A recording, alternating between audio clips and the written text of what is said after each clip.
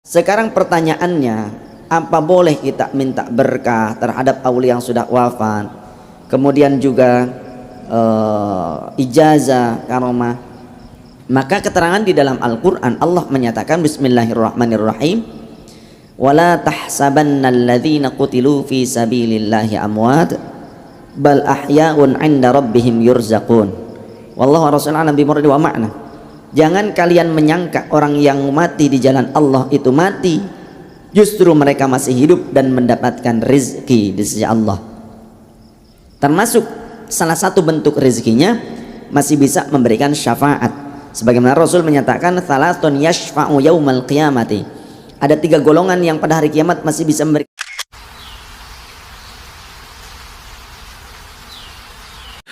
Pertanyaannya minta dalil tentang tidak bolehnya bertawassul kepada orang yang soleh yang sudah meninggal.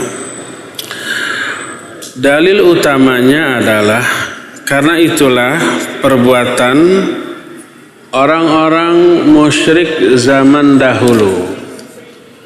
Mereka itu beribadah kepada berhala dengan niat tawassul kepada orang soleh.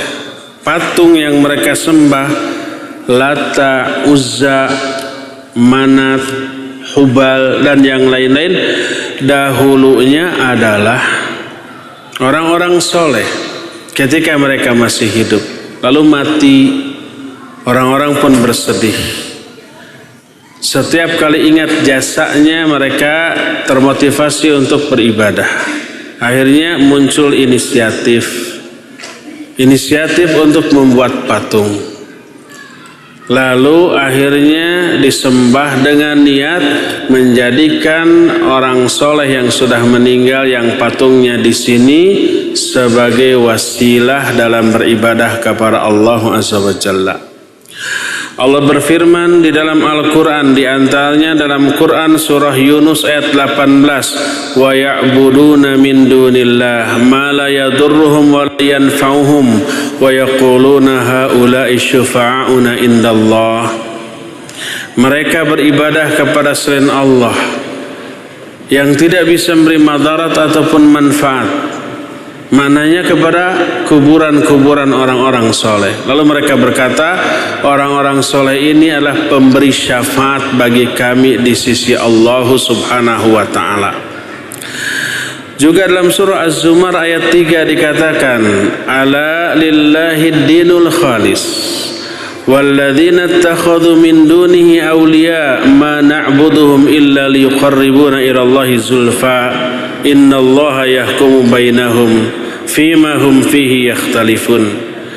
Ingatlah, milik Allah lah agama yang murni ini, dan orang-orang yang menjadikan wali-wali selain Allah, wali itu disembah setelah kematiannya. Orang-orang soleh itu setelah matinya kemudian disembah, lalu ditegur.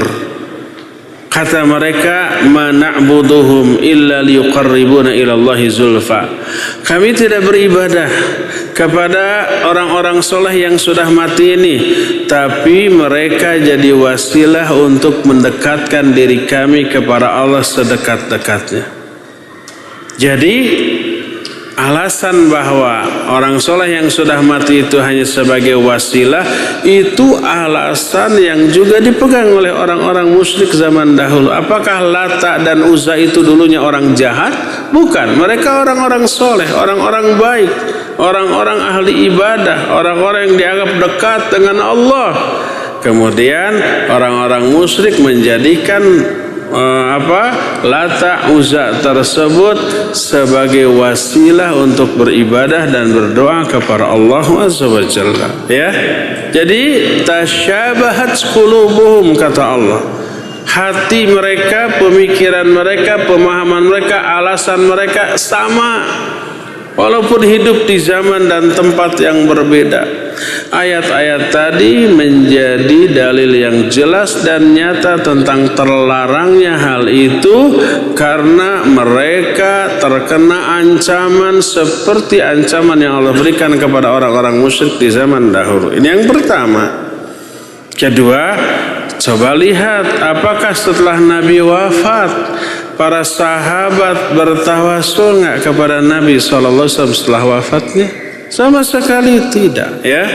Berdasarkan hal itulah maka tawasul kepada orang yang sudah mati, sesoleh apapun orang tersebut, maka terlarang, karena ini pada hakikatnya adalah beribadah kepada orang yang sudah mati tersebut. Wallahu a'lam.